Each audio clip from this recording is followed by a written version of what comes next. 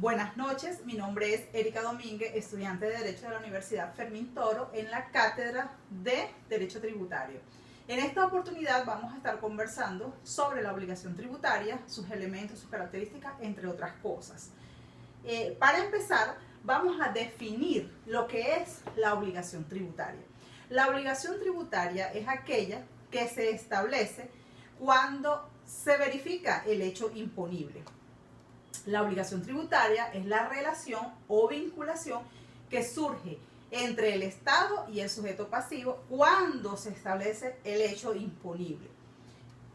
Es un vínculo de carácter personal que recae sobre las personas naturales y jurídicas, no sobre los bienes. Esto hay que tenerlo muy claro. Constituye un vínculo de carácter personal, aunque su cumplimiento se asegure mediante garantía real o con privilegios especiales. Ahora bien, una de sus características o las características de las obligaciones tributarias, entre ellas tenemos que es un vínculo personal entre el Estado y el sujeto pasivo. Esto lo vimos en la definición. Es un derecho público, no es un derecho real, ya que, ¿por qué no es un derecho real? Porque no priva la autonomía de la voluntad del individuo sobre el interés imperativo del Estado. El derecho público es irrenunciable, ya que el fin perseguido es el interés del Estado. Otra de sus características es que es una obligación de dar. ¿Qué se da? Sumas de dinero o se entregan cosas. Consiste en la entrega de una cosa a otra o la transmisión de un derecho. Tiene su fuente en la ley. Las leyes, un acto emanado del Poder Legislativo. Sin ella no puede existir actividad financiera.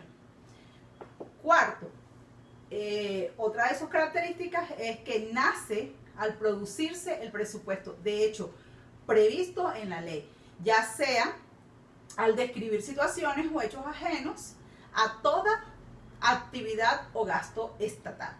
Consistir en una actividad administrativa o en un beneficio derivado de la actividad o gasto del Estado. Otra de sus características es que es autónoma frente a otras instituciones del derecho público, ya que no depende de ninguna. Su cumplimiento se puede asegurar por medio de garantías real o con privilegios. ¿Cuáles serían esos privilegios? Por ejemplo, los créditos fiscales son créditos privilegiados y se pueden hacer pagar con preferencia sobre otros créditos, por eso es privilegiado. Ahora, vamos a hablar sobre los elementos de las obligaciones tributarias. Los elementos de la obligación tributaria tenemos al sujeto activo, que no es más que el ente acreedor del tributo.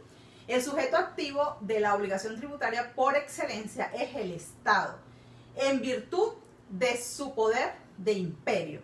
El Código Orgánico Tributario lo señala en su artículo 18 y establece que es un sujeto activo de la obligación tributaria el ente público acreedor del tributo. El sujeto activo es el ente acreedor de la prestación pecuniaria en que se ha circunscrito la obligación tributaria.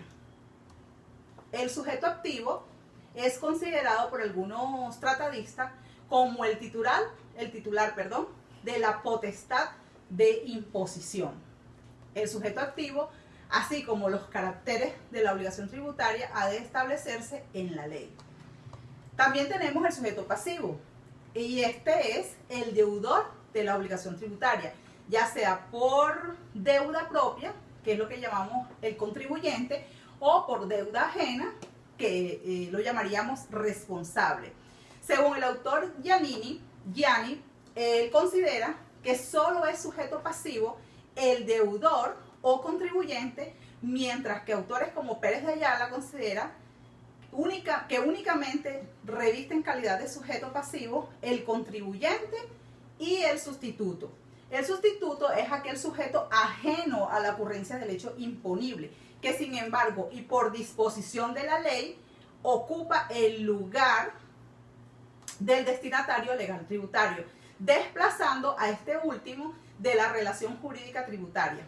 De cualquier forma, la ley determina quién es la persona obligada al pago del tributo, sea persona natural o jurídica, considerada contribuyente, responsable o sustituto. También se consideran sujetos pasivos las herencias yacentes, las comunidades de bienes y demás entidades que, carentes de personalidad jurídica, constituyan una unidad económica o un patrimonio separado. Esto le llamamos sujeto a imposición. También tenemos el hecho imponible, es un hecho jurídico cuyo acto da nacimiento a la obligación tributaria o a un hecho que tiene efecto jurídico por disposición de la ley. La materia imponible se refiere al aspecto objetivo, ya sea un hecho material, un negocio jurídico, una actividad personal o una titularidad jurídica. La base imponible, llamada la base de mediación del tributo, es la característica esencial del hecho imponible. Ahora, como dentro de todo este tema, tenemos que tocar algo muy importante y es el domicilio tributario. Para los efectos tributarios, la ley presupone domicilios en Venezuela. Una de las personas naturales, nacionales o no, que hayan permanecido en el país por un periodo continuo o discontinuo de más de 183 días al año calendario o el año inmediatamente anterior del ejercicio al cual corresponde determinar el tributo. También las personas naturales que hayan establecido su residencia o lugar de habitación en el país, salvo que en el año calendario permanezcan en otro país por un periodo continuo o discontinuo de más de 183 días y acrediten haber adquirido la residencia para efectos fiscales en otro país.